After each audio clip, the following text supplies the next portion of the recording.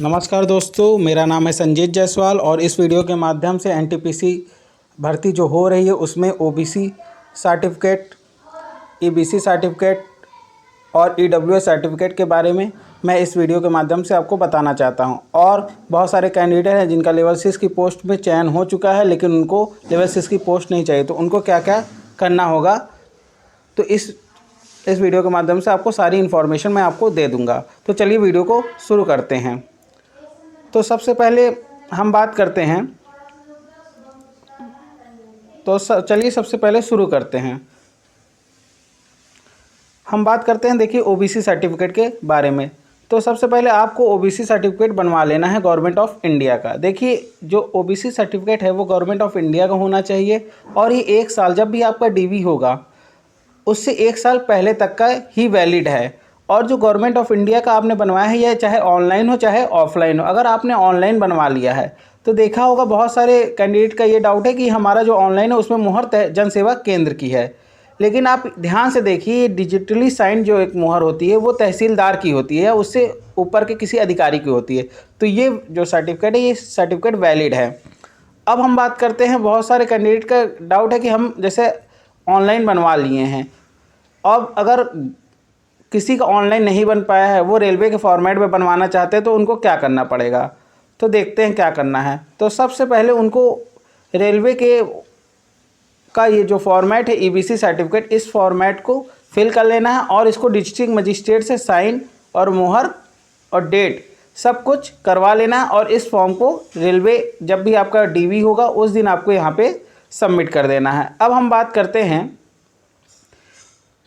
EBC certificate के बारे में, इकोनॉमिक बैकवर्ड क्लास के सर्टिफिकेट। इकोनॉमिक बैकवर्ड क्लास का जो सर्टिफिकेट है ये सिर्फ 2 ही लोगों को ज़रूरत है, एक जनरल कैंडिडेट और एक ओबीसी कैंडिडेट। जो जनरल कैंडिडेट हैं, अगर उन्होंने 250 रुपये की फ़ीस सबमिट करी है, यानी उन्होंने 500 की फ़ीस ना लेके 250 रुपये फ़ीस सबमिट करी है, तो उन्होंने इकोनॉमिक बैकवर्ड क्लास का टैग लगाया के थ्रू फॉर्म फिल किया होगा, इसलिए उनकी फ़ीस 250 रुपये लगी है। अब जो 250 रुपये फ़ीस लगी है उस टाइम आपको 50,000 से कम का इकोनॉमिक बैकवर्ड क्लास में अगर आप आते हैं तभी आप उसको फॉर्म फिल किया होगा। अगर आपके पास उस टाइम का सर्टिफिकेट नहीं है तो आपको क्या करना चाहिए। तो देखिए सबसे पहले आपको क्या करना है, एक आय प्रमाण पत्र बनवा लेना है जो 50,000 से कम का होना चाहिए। देखिए जैसे मैंने बनवा लिया है अपना आय प्रमाण पत्र 48,000 रुपये का। अब इसको मैंने ऑनलाइन बनवा लिया, लेकिन ये ऑनलाइन जो मैंने बनवाया है ये वैलिड नहीं है, इसको वो वहाँ पे नहीं ले रहे हैं। तो सबसे पहले आपको क्या करना है, इसको बनवा लीजिए। चाहे अगर आपके पास पहले का ऑनलाइन बना हुआ है, 2019 का पहले का ऑनलाइन बना है, तो वो एक्सेप्ट ऑनलाइन वाला कर ले रहे हैं। लेकिन अगर उस समय का आपके पास नहीं है तो आप क्या करिए, एक नया बनवाइए। उसके बाद आप क्या करिए, एक जो रेलवे का ईबीसी सर्टिफिकेट का जो फॉर्मेट है, इस फॉर्मेट पे आप अपना नाम पता सब कुछ लिख लीजिए, जो जो इसमें मांगा है। सब कुछ लिख लेने के बाद अपने डिस्ट्रिक्ट कोर्ट में जाइए और वहाँ पे डिस्ट्रिक्ट कोर्ट में या जिलाधिकारी के ऑफिस में जाके अपने मुहर और साइन करवा लीजिए। जैसे मैं गया तो वहाँ पे सबसे पहले आपको लेखपाल की साइन होगी, फिर राजस्व निरीक्षक की साइन होगी, फिर जिलाधिकारी या पर डिस्ट्रिक्ट मजिस्ट्रेट की साइन और मुहर लग जाएगी। सबसे इम्पॉर्टेंट है ये गोल वाली मुहर। गोल वाली मुहर को आपको ज़रूर से लगवाना है, तभी आपका सर्टिफिकेट वहाँ पर एक्सेप्ट होगा। अब हम बात करते हैं, इसको बनवा लीजिए और आपको कोई दिक्कत डीवी में नहीं होगी। अब हम बात करते हैं, दूसरा हमारा टॉपिक है ईडब्ल्यूएस का। ईडब्ल्यूएस के बारे में आपको बता दूं कि ईडब्ल्यूएस का सर्टिफिकेट आपका किसी भी वित्तीय वर्ष का होना चाहिए, चाहे 19-20 हो या 20-21 हो या 21-22 का हो, वो एक्सेप्टेड है। बस वो सेंट्रल के फॉर्मेट में होना चाहिए और रेलवे के फॉर्मेट में भी वो एक्सेप्ट कर ले रहे हैं। उसमें बस जिलाधिकारी की या फिर हायर रैंकिंग तहसीलदार से ऊपर के रैंक की जितने भी अधिकारी हैं उनकी मुहर और सिग्नेचर और गोल वाली जो मुहर होती है भारत सरकार की, वो मुहर होनी चाहिए। अब हम बात करते हैं जिनको लेवल 6 में जिनको पोस्ट अलॉट कर दी गई बट उनको लेवल 6 की पोस्ट नहीं चाहिए, तो उनको क्या करना है।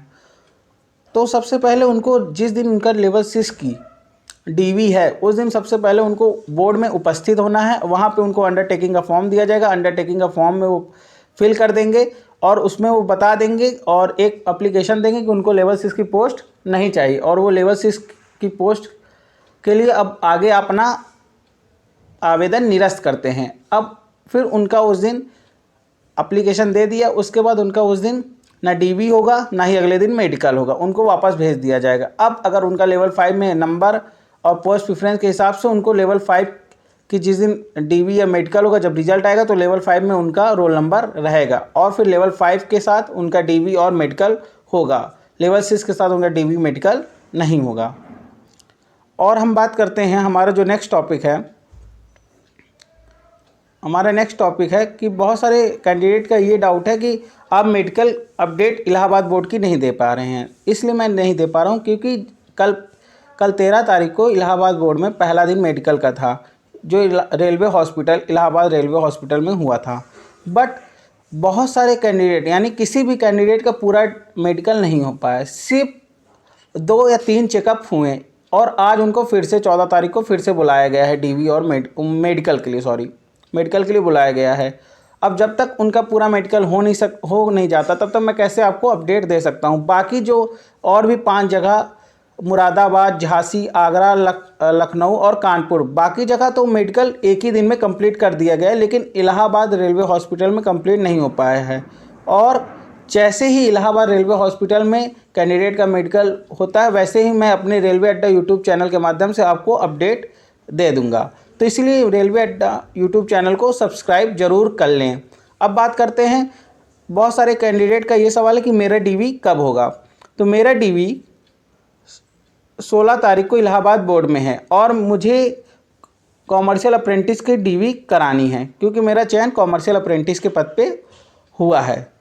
तो बस आज के लिए इतना ही। रेलवे अड्डा यूट्यूब चैनल को सब्सक्राइब जरूर कर लें। धन्यवाद।